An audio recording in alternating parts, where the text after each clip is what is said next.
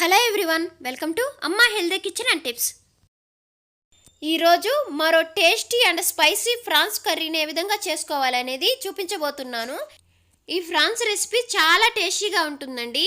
మనం తింటున్న ప్రతి పీస్లో బాగా ఎంజాయ్ చేస్తూ తింటామన్నమాట, అంత టేస్టీగా ఉంటుంది.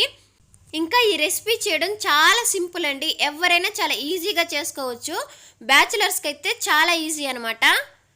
మరైతే అలాంటి ఈజీ అండ్ టేస్టీ రెసిపీని ఏ విధంగా చేసుకోవాలనేది ఇప్పుడు చూసేద్దాం. ముందుగా నేను ఇక్కడ 1/2 kg ఫ్రాన్స్ని తీసుకొని ఉప్పు ఇంకా పసుపు వేసుకొని బాగా శుభ్రం చేసుకొని ఉంచుకున్నానండి. ఇప్పుడు ఇందులో 1 టేబుల్ స్పూన్ అల్లం వెల్లుల్లి పేస్టు, చిటికెడు పసుపు, 1/2 టేబుల్ స్పూన్ కారం, తగినంత సాల్ట్ కూడా యాడ్ చేసుకొని వీటన్నిటిని బాగా కలుపుకొని ఒక 10 మినిట్స్ పాటు పక్క నుంచి పెట్టుకోవాలి. ఇప్పుడు ఇందులోకి మసాలా రెడీ చేసుకుందామండి. అందుకోసం ముందుగా స్టవ్ మీద ప్యాన్ పెట్టుకొని అందులో 4 ఎండుమిర్చిని వేసుకోవాలి.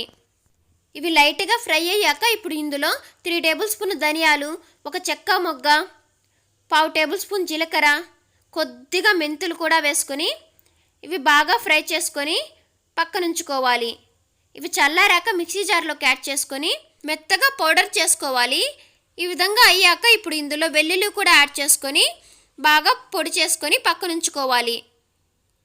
చూడండి, ఈ విధంగా మనం మెంతులు జస్ట్ ఫ్లేవర్ కోసం యాడ్ చేస్తున్నామండి, ఎక్కువ యాడ్ చేయకండి, మళ్ళీ చేదైపోతుంది. ఇప్పుడు స్టవ్ మీద ప్యాన్ పెట్టుకొని 1 టేబుల్ స్పూన్ల ఆయిల్ వేడి చేయాలి. ఆయిల్ వేడెక్కాక ఇందులో కట్ చేసి పెట్టుకున్న 2 ఆనియన్స్ ముక్కలు, 2 పచ్చిమిర్చి ముక్కలు, కొద్దిగా కరివేపాకును కూడా వేసుకొని బాగా ఫ్రై చేసుకోవాలి. ఆనియన్స్ అనేవి ఈ విధంగా 70% ఫ్రై అయ్యాక ఇప్పుడు ఇందులో మనం ముందుగా కలిపి పెట్టుకున్న ఈ ఫ్రాన్స్ని కూడా యాడ్ చేసుకొని మీడియం ఫ్లేమ్లో పెట్టుకొని ఒక 5-6 నిమిషాలు కుక్ చేసుకోవాలి. 5 మినిట్స్ తర్వాత ఇప్పుడు ఇందులో మనం ముందుగా గ్రైండ్ చేసి పెట్టుకున్న ఈ మసాలా పొడిని కూడా యాడ్ చేసుకోవాలి. ఇప్పుడు ఇందులో సాల్ట్ సరిపోకపోతే సాల్ట్ కూడా యాడ్ చేసుకొని ఒక 1/2 లెమన్ని కూడా స్క్వీజ్ చేసుకొని వేసుకోవాలి.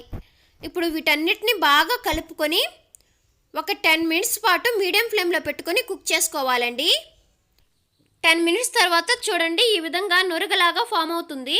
అప్పటి వరకు మనం కుక్ చేసుకోవాలి. ఇప్పుడు ఇందులో చివరిగా కొత్తిమీర యాడ్ చేసుకొని దించేసుకోవడమే అండి.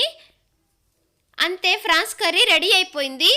ఇది చాలా అంటే చాలా టేస్టీగా ఉంటుందండి. సైడ్ డిష్గా అయితే సూపర్గా ఉంటుంది. దీన్ని మీరు ట్రై చేసి మీకు ఎలా వచ్చిందనేది నాకు ఖచ్చితంగా కామెంట్ సెక్షన్లో చెప్పండి. ఇంకా ఈ వీడియో నచ్చినట్లయితే ప్లీజ్ లైక్ చేసి సబ్స్క్రైబ్ చేసుకోండి.